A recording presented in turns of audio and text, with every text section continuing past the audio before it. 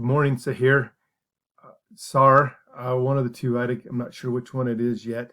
Hopefully, at some point, you'll be able to correct me or tell me the correct pronunciation of your name. This is Thursday morning. I'm looking at your resume part two assignment, and I've made some notes and highlights as some things that I'd like to share with you today. So let's go ahead and get right into it.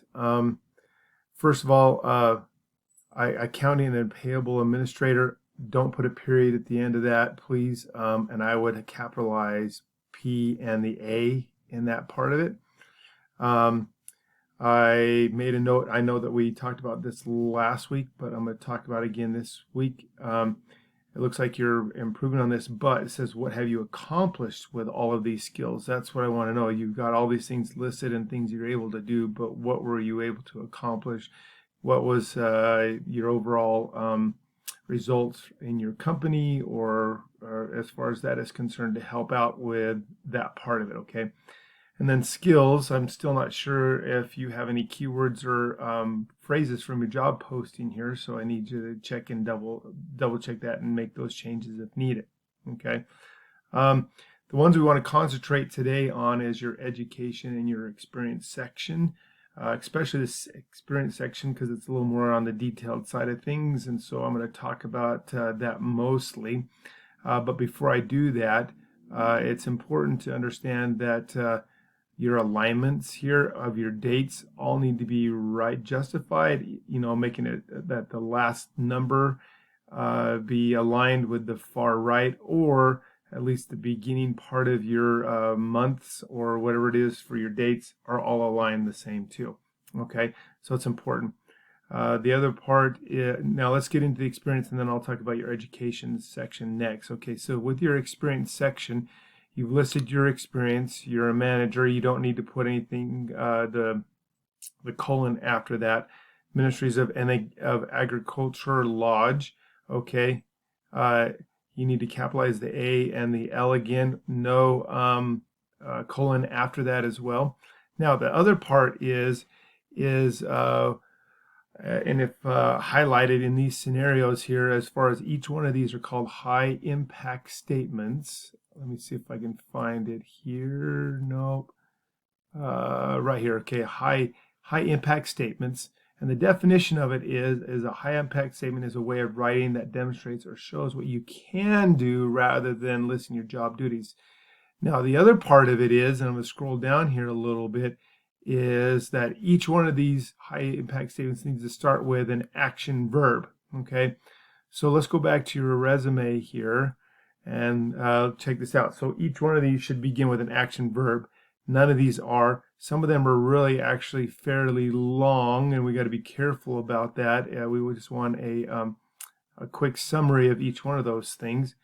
And then you want to list what you have accomplished or what you've done, or what if you've implemented any kind of a program to help your company be better at their services that you explain to that. Now, in the example again, it shows a really good one here. I'm going to go up here. Here's an okay one, which is pretty much what you've kind of have in yours too.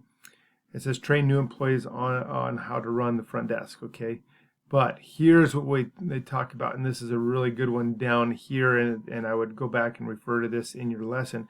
Implemented started with a action verb, and then an employee training program, which they set up in the original one, that increased customer satisfaction by, see, this is what they accomplished or what they did, accomplished by satisfaction by 14% and reduced processing errors by 38%. So throwing in those kind of numbers, not saying that you have to on every single one, but listing what you did and somewhat of accomplishment for that. Okay, so implementing any kind of program. Okay, hope that helps you out with that part of it. Okay, let's go back here now. So if you can go back and fix those and resubmit this for a better grade, you can do that too. BYU Pathway Connect needs to be, and certificate need to be capitalized. Okay, worldwide is one word.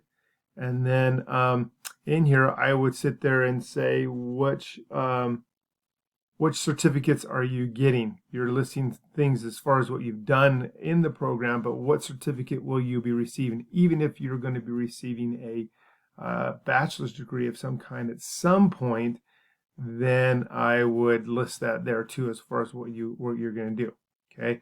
Sometimes some people also list the certificate name here. Since you already have BYU Pathway Worldwide down here, up here I would list the certificate. So if it's in telemarketing or construction management or whatever it may be, I would list that as the title of that. Then you have your high school certificate, which is good. And then I highlighted your dates here because, and I went over here and sit there and say, I would say here something on the lines of anticipated March of 2023 or 2021, whenever you plan on finishing that here instead of, a beginning and end scenario. So I hope that helps you out, and I hope you get some good ideas from this, but keep up the good work. It's never perfect on the first try.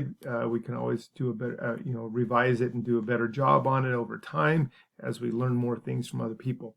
All right, enjoy your day and have a good one.